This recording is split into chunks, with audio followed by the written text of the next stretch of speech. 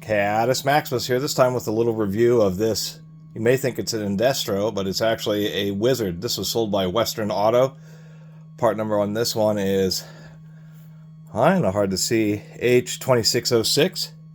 But this is the made by Indestro. Here we have the Indestro 6272. And as we can see, precisely the same ratchet. This would be more of the professional line from Wizard. There are some round heads and some lighter duty ratchets, and it makes sense that the slightly cheaper ones were sold more of them, but this was the more expensive professional grade. We can see versus the Indestro, some Indestros had holes in the handles, but versus the genuine Indestro, the only real difference is that the knurling is only partially up the handle in the Indestro, where it's all covers the entire handle on the Wizard. Not a lot else to say. These Indestro ratchets were actually pretty good. I mean, not much anvil play. That's more than acceptable, that's for sure, out of a pairhead ratchet. I guess the biggest takeaway is they use this swage where they put the little reverse lever on and then swage that little rectangle there. Sometimes they can get loose and fall off, but it's really not that bad because it has a recess, so the switch is very low profile, and it is a steel switch, and it sits flush against the ratchet body. So even though sometimes these can get loose and have issues, this is a pretty good design for one, just because it's less likely to get damaged. Pretty easy to reverse. Nice action. We'll call this a bat wing pawl or Williams style. I'm not exactly sure who first started using this style of ratchet mechanism. Good chrome plating. They even did some chrome plating on the anvil, on the top of the anvil there. Do kind of like the style where the support pin for the pawl and the anvil goes all the way through the ratchet head. It's not a big deal, but I do like it. Pretty solid detent on this. This is near snap-on levels of rigidity.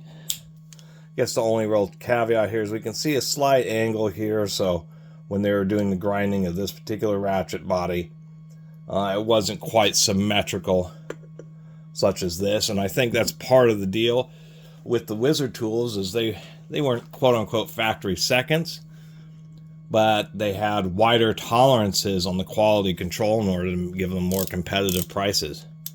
It's only like a 36 tooth, but for that, it's really not that bad.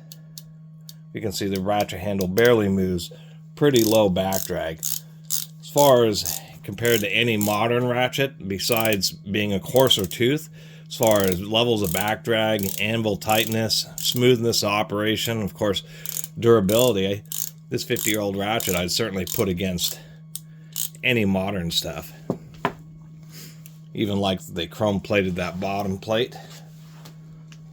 We'll take a little look inside here. It's a pretty simple ratchet mechanism. Was designed to be fully rebuilt as the screws go through the forged body of the ratchet and thread into the bottom plate. That way, if you do get a rebuild kit, it can include everything, including the bottom plate and screws, so if they strip out or anything.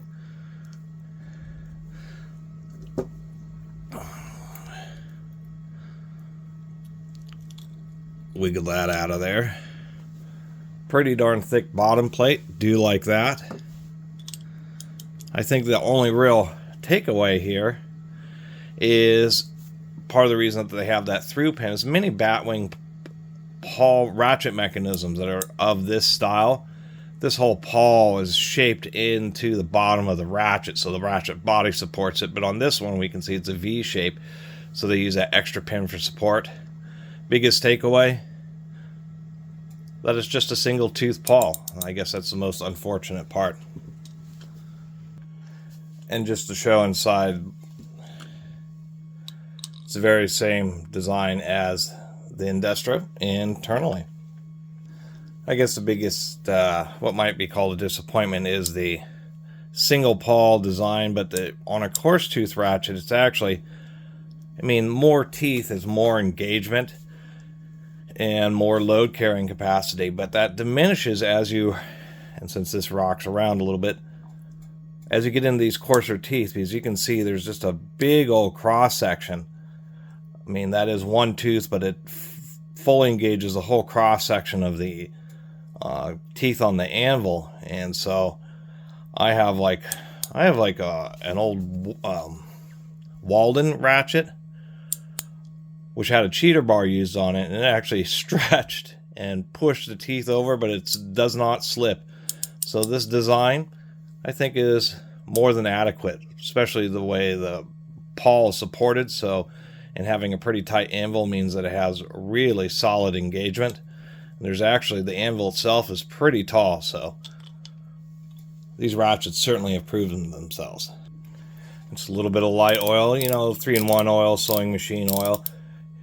I've been avoiding using grease, although some manufacturers do use grease. The problem with grease is over time it tends to get a little bit hardened and is more likely to trap dirt and debris. So just found that many ratchets really like just a real light oil. So anyway, that's the Indestro built Wizard.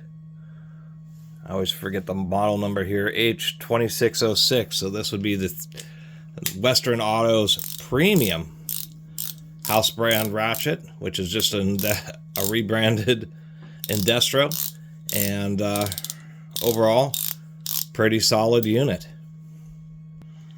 And besides tooth count, would certainly hold its own against modern ratchets.